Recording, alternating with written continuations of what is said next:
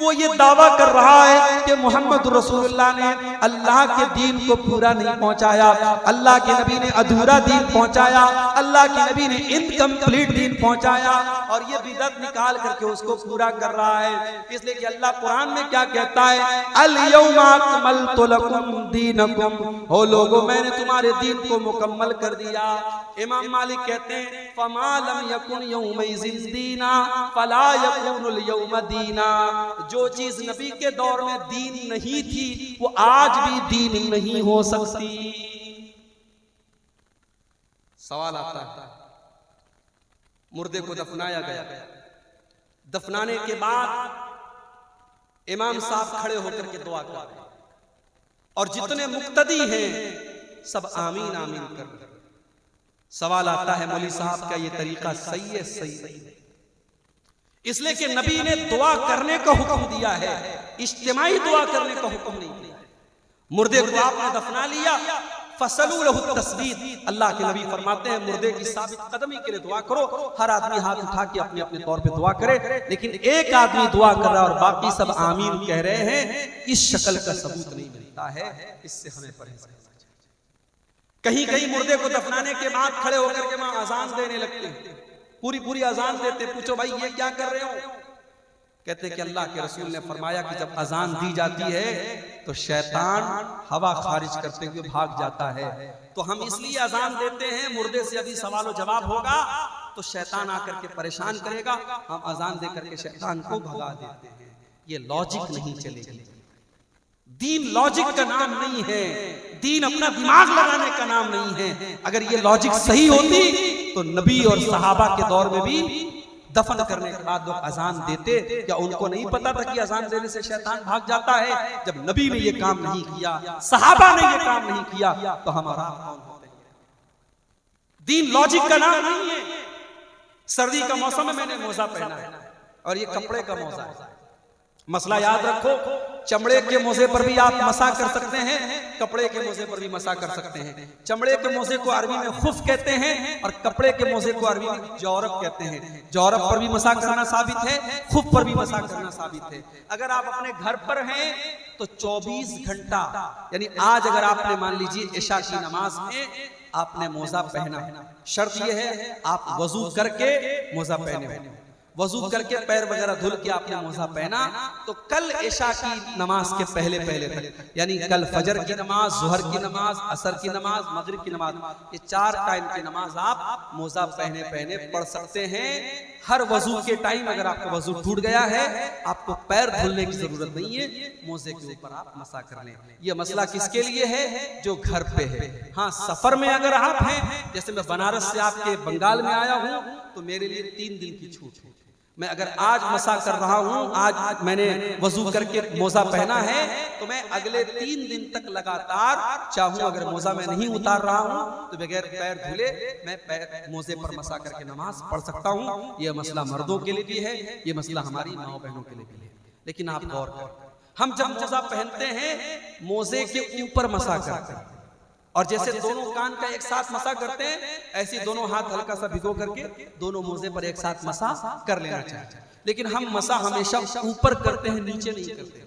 जबकि हम मोजा पहन के जब चलते हैं तो जो डस्ट होता है, जो गर्दो गुबार होता है, जो धूल होती है, वो नीचे लगती है। तो होना तो ये चाहिए था हम नीचे हाथ लगा करके धूल को साफ करें, मगर हम ऊपर मसा करते हैं।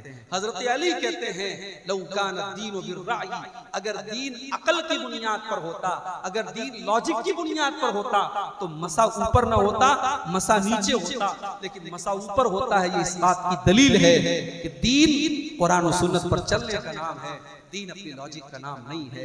मेरे भाइयों, आज बहुत सारे काम लॉजिक के नाम पर हो रहे हैं। मरने वाला मर गया, उसके तीसरे दिन बिरयानी बन रही है, बिरयानी पका करके मदरसे में बच्चों को दी जा रही है, मोहल्ले के गरीबों को दी जा रही है। पूछो भाई ये क्या है?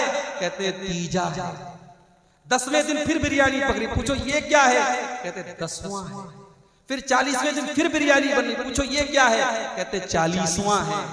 मैं कहता हूं अपने बाप की तरफ से अगर तुम्हें गरीबों को खाना खिलाना है, बच्चों को खाना खिलाना है, मदरसे के गरीब बच्चों को, तो उसके लिए तीसरे दिन की शर्त क्यों?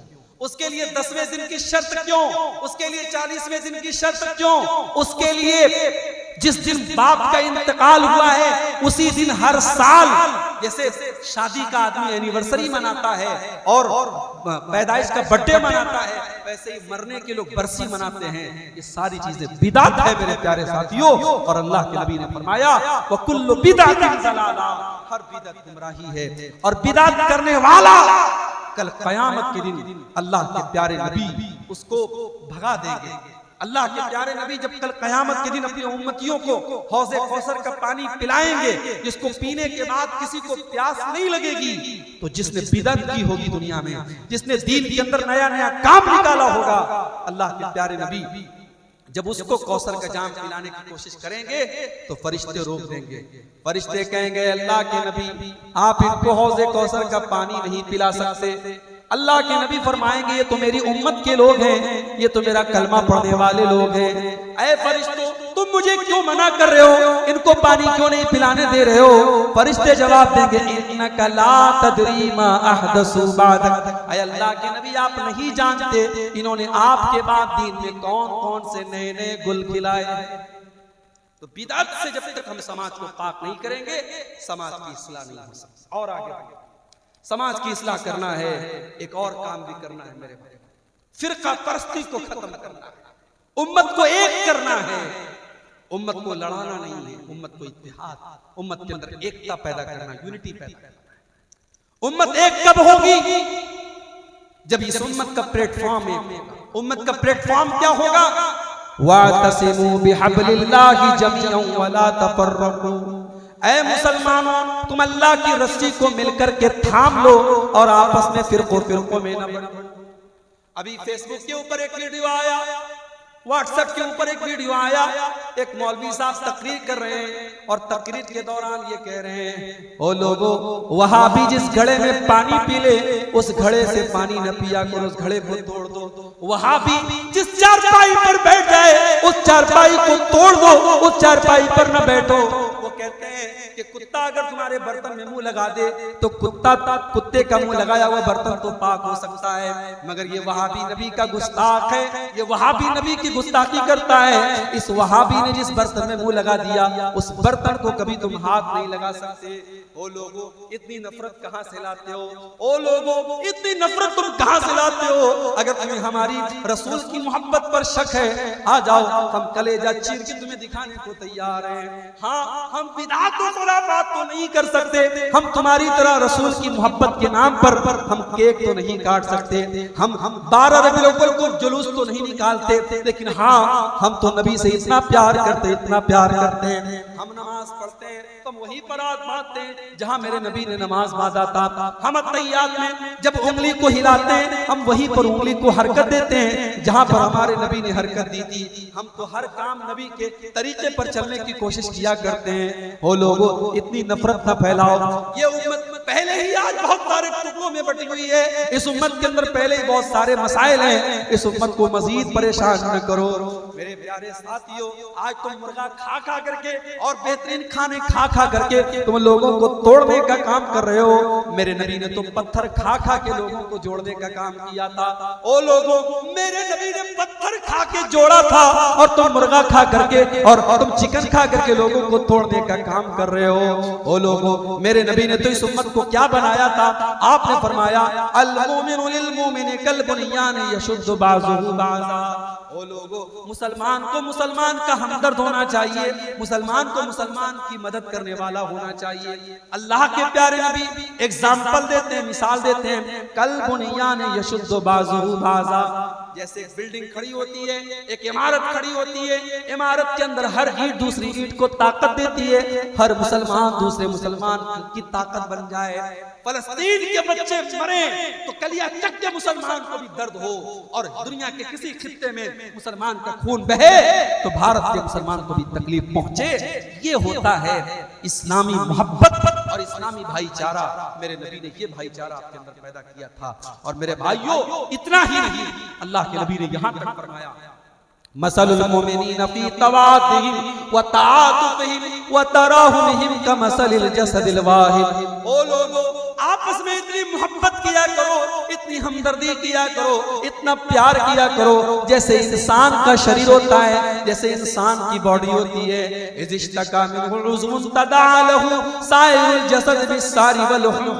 अगर बदन के अंदर कोई एक अंग भी अगर बीमार हो जाता है, सारा बदन बेचैन हो जाता है, सारा बदन बुखार में मुब्तला हो जाता है, पूरी बॉडी में फीवर हो जाता है।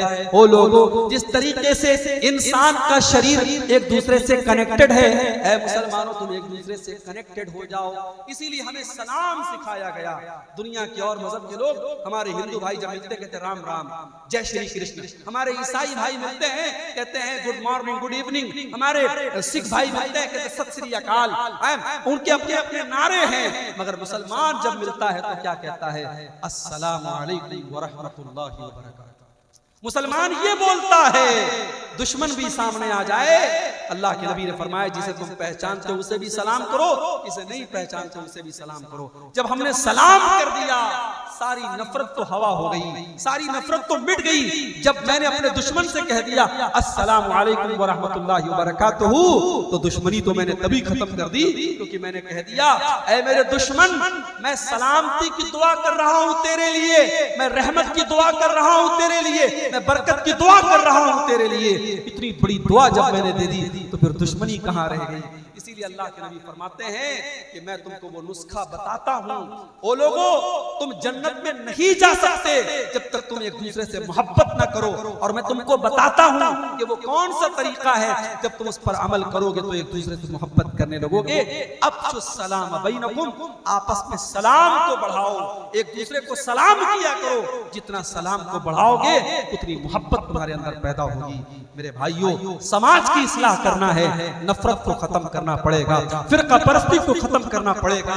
ठीक है, मसलक का इख्तिलाफ है, हमारे बहुत सारे मुसलमान भाई बहुत सारी गलतियों में मुब्तला हैं।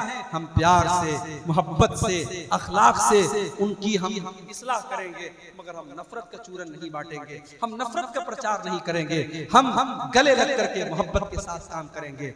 मेरे भाइयों, समाज की इस्लाह करना है, एक और काम भी करना है।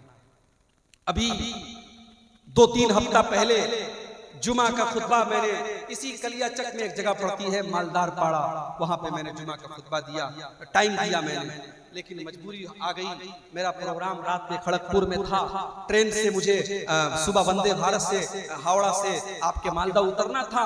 ट्रेन मेरी 5 मिनट में लेट पहुंचा, मिस हो गई। मेरा जुमा भी रास्ते में चला गया, जुमा मैं नहीं पढ़ा पाया। कल मेरे पास एक मैसेज आया, उसी मालदार पाड़ा के एक नौजवान का मैसेज आया, और उसने कहीं से मेरा नंबर हासिल किया। इसीलिए मैं नंबर भी आमतौर से नौजवानों को नहीं देता हूं, क्योंकि मुझे मालूम है हर तरीके के लोग। मैं जुमा के खुतबे में नहीं पहुंच पाया तो इसी कलियाचक के उसी इलाके के नौजवान ने मुझे मैसेज किया और कहा कि मौलवी साहब आप बहुत बड़े धोखेबाज हैं, आपने धोखा दिया है। ये आज हमारे नौजवान का हाल है। आप अपने मेहमान की, अपने आलिम की इज्जत नहीं कर सकते तो मेरे भाई ऐसी अखलाक का, आज हमें अपने अखलाक को भी सुधारने की जरूरत है। हम अहले हदीस हैं, हम शिर्क नहीं करते, हम मज़ार पे सजदा नहीं करते। इसका मतलब ये नहीं कि हमारे 100 खून माफ हो जाएंगे, हमें अपने अखलाक को भी अच्छा बनाना पड़ेगा।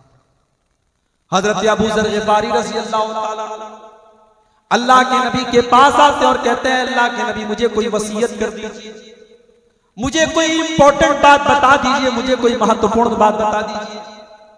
अल्लाह के नबी 2 बातें उनको बताते हैं, और कलियाचक वालों, सुल्तानगंज वालों, ये 2 बातें अगर आपने नोट कर ली, मैं समझता हूं कि मेरी पूरी तकरीर कामयाब हो जाएगी। ये 2 बातें अगर आपने सीख ली। अल्लाह के नबी अबू ज़र ग़िफ़ारी से कहते हैं ऐ अबू ज़र ग़िफ़ारी इत्तक़िल्लाह हैसुमा कुन्ता, तुम जहां भी रहो अल्लाह से डरो। अपने घर में हो तब भी अल्लाह से डरो, मस्जिद में हो तब भी अल्लाह से डरो, जलसे में गए हो तब भी अल्लाह से डरो, और मार्केट में हो तब भी अल्लाह से डरो, अपने कमरे में बंद हो तब भी अल्लाह से डरो, और पब्लिक के सामने हो तब भी अल्लाह से डरो। इत्तक़िल्लाह हैसुमा कुन्ता, ऐ अबू ज़र ग़िफ़ारी तुम जहां पर भी रहो अल्लाह से डरते रहना।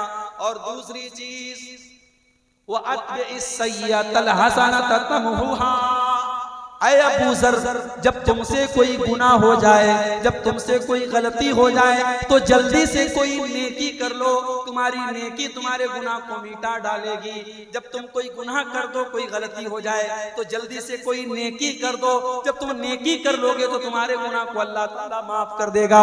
और तीसरी चीज, व खालिकिन नास बिखुल्किन हसन, ऐ अबू ज़र, लोगों से अच्छे अखलाक से पेश आया करो, लोगों के साथ बुरा व्यवहार न किया करो, लोगों के साथ बदतमीजी न किया करो।